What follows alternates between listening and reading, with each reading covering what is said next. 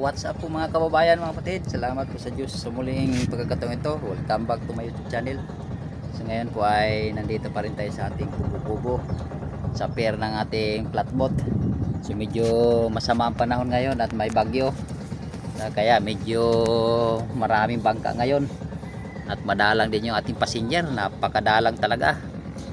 So ngayon, ayan.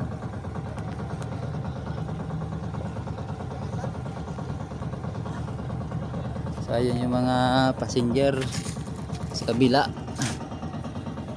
Dalang. Nandiyan yung mga bangka oh. Oh yan.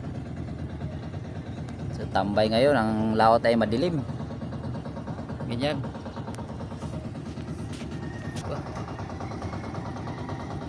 Pindot pala ito.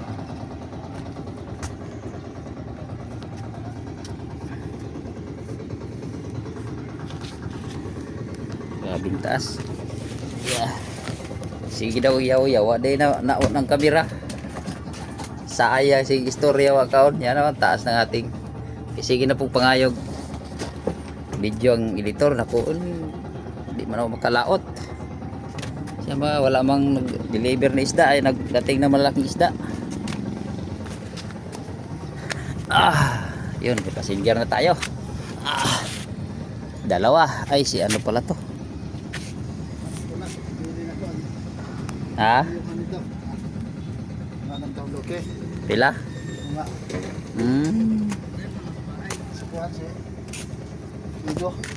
Sido.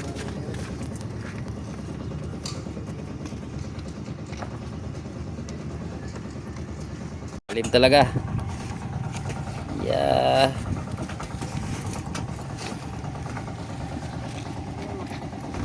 Lalim. Talaga oh, pagkababa ng ating flatboat oh. Yan. Yan yung kabila.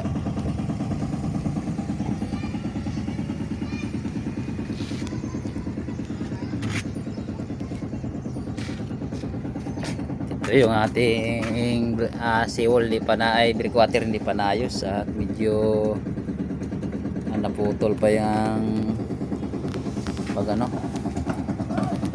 Ayan.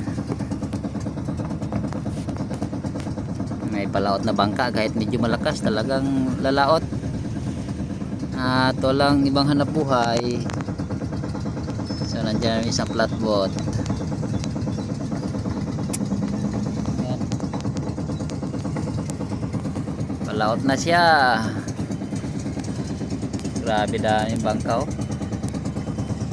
May isang flatboat. Sa kabila at nandito tayo doon naman sa kabila. Ayan.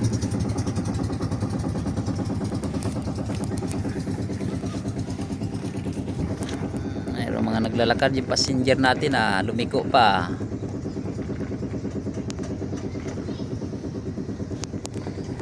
Yun ang pinakamataas na building dito sa amin sa Sablayan.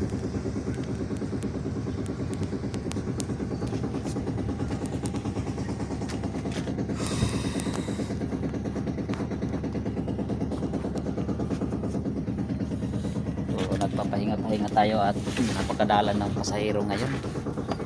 Sobrang kiriwi kasi ng pangingisda. Kaya wala, madala pumunta sa bayan yung iba at mamili.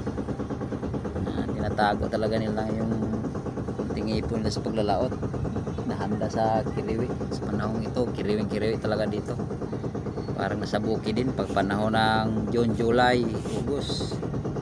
Kiriwing-kiriwi dahil hindi pa nakaani ng mga palay at mais. Tapos bagyuhan pa. Kaya talagang kahit saan laot, mapalaot man at mapabukid, kiriwing-kiriwi din. Kasi dito kapag ganitong panahon madalas yung bagyo. Madalas ang bagyo sa mga ganitong buwan. Kaya kahit bagaman hindi nakakatama yung hindi tumatama sa lupa yung bagyo, inahatak naman yung habagat. Sobrang lakas na sa laot. Kaya nahirapan yung mga maglalaot na lumaot dahil sobrang daming buhawi kidlat, kulog. Isa rin yung kinakatakutan namin kapag laging unos, maraming buhawi, maraming kidlat, marami nang natama ng buhawi, taob, lubog yung bangka at saka yung kidlat. Marami na rin natamang mga isda ng kidlat. Mayroon nga nangyari nung nakaraang mga taon daw tinamaan ng kidlat yung isang tao, hindi na nakita, talagang wasak yata ang katawan nun, hindi nakita nila kasi sabi nila yung mga damit nasampay doon sa mga tali-tali ng bangka. Ang tawag namin ay harsya, kaya talagang hirap na sa laot. Ilang beses din ako nabutan noon kapag malakas ang unos, ang hangin, subas ko. Napapaisip ako na sana mayroon akong trabaho di tabi o kunting kita man lang para hindi makasagupa sa mga ganitong mga unos, kulog, kidlat, saka buhawi. Yun, buti na lang may flatboat tayo. Yun lang ating ginagawang panglipas oras ng panahong masasamang mga panahon, mga bagyo, ulyada, siyam-siyam ng habagat. Nakakaraos-raos din tayo kahit napakahina ng pasahero. Hirap talaga sa laot. Nabis ko naranasan na grabing lakas, kala mo bagyo na, yun pala unos lang. Kung uuwi ka naman wala logi ka rin. Bawat biyahe mo, lalo na ngayon mahal ang krudo at gasolina, lalo na pag gasolina yung bangka, gasolina pa lang nasa mga 4,000, 5,000 na kung dyan lang sa malapit. Yung ibang malalayo, krudo pa lang 3 container, 4 na container, mahigit 10,000 na, mga 15,000 na, tapos abutan ng lakas. Talagang sa palaran, laban ka na lang kung uuwi ka, wala kang maiuwing pang bigas-bigas man lang, kasi grabe talagang ang laot kapag lumakas. Makikita mo wala ka nang makitang mga bundok. Makikita mo yung na lang, dilim, hangin, alon. Kaya talagang sabi pa ng kaibigan ko, taga bundok na kaibigan ko sumama, sabi niya ang hirap pala maglaot kapag lumaot ka, nakabaon na sa hukay yung kabilang paa mo. Kasi nabutan kami ng bagyo, kumover kami sa mga pulo sa Palawan. Hindi pwedeng umuwi. Kapag umuwi kami, lugi, konti lang yung isda. Habang kaya pa ng yelo, kaya pa ng bigas, kaya pa ng mga gamit ng panlaot, ay tambay ka doon o kaya publi ka sa mga pulo para makabawi mo na sa mga gastos. Ang hirap talaga ng lalaot. Tapos minsan may panahon pa na mura, maraming ang isda, mura naman. Kapag bagyuhan naman, mahal ang isda, hirap naman magpalaot. Kaya bihira umasinso yung mga maging isda. Ang kadalasa mag-asinso yung mga buyer. Kaya wala tayong magawa kasi wala tayong walang bukid, walang sakahan, walang lupa, kundi talagang pangingisda lang talaga ang hanap buhay namin dito. Kasi buti nga ako, nakakaligtas na ako, nakakatawag nito. Hirap talaga tong Bisaya magtagalog nakakaligtas sa mga lakas, sa mga unos. Ligtas ba yun? Hindi ko paliwanag yung ganun yung parang nakakaraos ng lakas, nakakaraos na ng buhawi, kulog, kidlat, nandito sa tabi, nakakapangbigas-bigas sa tabi. Hirap pagpaliwanag to. Hindi tayo sanay mag Tagalog. Nakakapag Tagalog tayo pag nasa kamera kapag dito sa mga kaibigan, kamag-anak, puro Bisaya kasi itong aming lugar. Pagkamang Mindoro to, Katagalugan ang bayan, pero dito sa aming sitio, mga Bisaya, halos karamihan Bisaya lahat. Yung mga marunong mag-Tagalog ngayon, yung mga bagong katutubo na nag-aaral na dito sa bayan, na Tagalog na yung laging na kasalimuhan nila. So ako pilipit ako mag-Tagalog pinipilit kong magsalita ng Tagalog, lalo na sa camera. Pinipilit kong ayusin at itama, pero nagkakamali pa rin mali-mali pa rin minsan yung pagbigkas ng tawag nila grammar medyo mali, pero okay naman siguro, naiintindihan naman siguro kahit paano, kahit mali-mali tayo mag-Tagalog. So yung iba dyan tumatawa na sa aking Tagalog nabubulol pa ako, nauutal pa ako pag mag-Tagalog minsan. Mahirap magsalita ng Tagalog kapag sanay ka sa Bisaya. Pero bago ka magsalita ng Tagalog, parang isipin mo muna salita ng Bisaya bago i-translate mo sa isip yung Tagalog. Medyo mahirap. Kahit man nakatira ako sa Manila ng ilang taon, ganun pa rin yung mga kasama ko, mga Bisaya pa rin. So yung amo ko Bicol naman, hirap din sila. So ito na pala yung aking mga estudyante yan yung aking anak na isa sasakay na to. May kasama kayong aso kaninong aso to? Hello guys, nandito na yung mga galing school. Guys, mama pa? Wala pa. Mamaya pa yung gabi. Pumuna kayo dyan at nag-vlog ako dito natatakot siya sa camera, ayaw niya mag-artista. Yung aso, gusto yung aso. Ano sa amin? Sir. Ayun nga.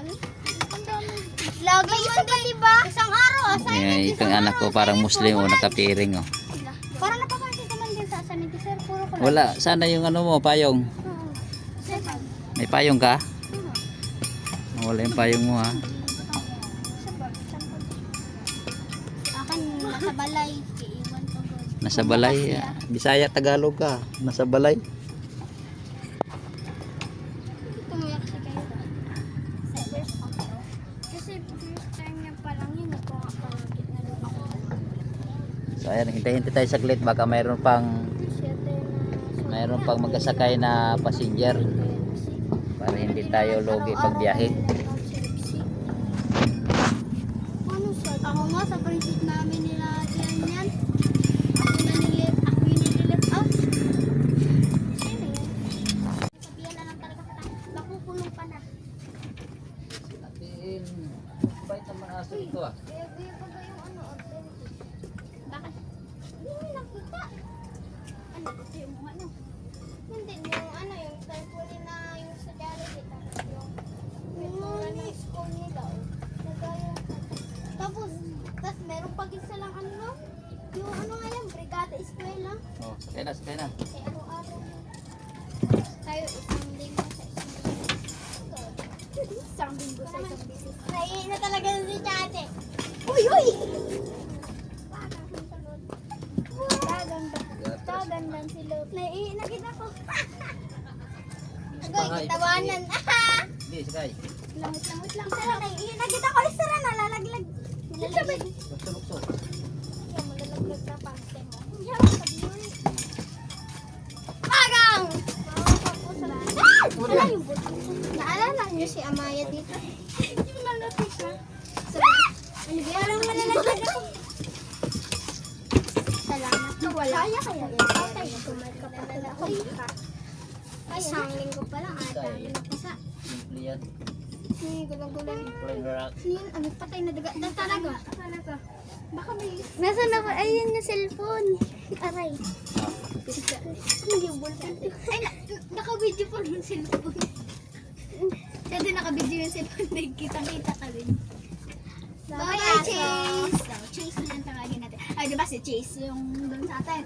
Kung paano kung babae yan? Sky na lang. Oo nga. Bye-bye, Sky! Or si Everest. Ano siya? Baka si Everest. Hindi, yung si Sky na. Bye-bye, Sky. Bye-bye, Sky. Si Marshall ba yun? Si Marshall. Oo, si Marshall. Kala ko Marshall. Oo, yung may mga dots-dots, yung ganyan niya. Ay, oo. Buti na lang nakuha yung pagkaano ko nalaglag. Yung ballpen ko. Sa? Ano yun? Sa? Pinirap dito. Check. Sana isa. Ah! First time na first time na channel. First time sa kayo dito sa flatbot na. Eh, ano yun dati? Sabay-sabay ako sa inyo lagi. Naglakas lang tayo noon. Ay, sakala ako noon. Iiwan ang nagtakuan ako na isa. Naalala mo yung hindi wala yung channel noon? Sabi niya mag-upload din daw siya.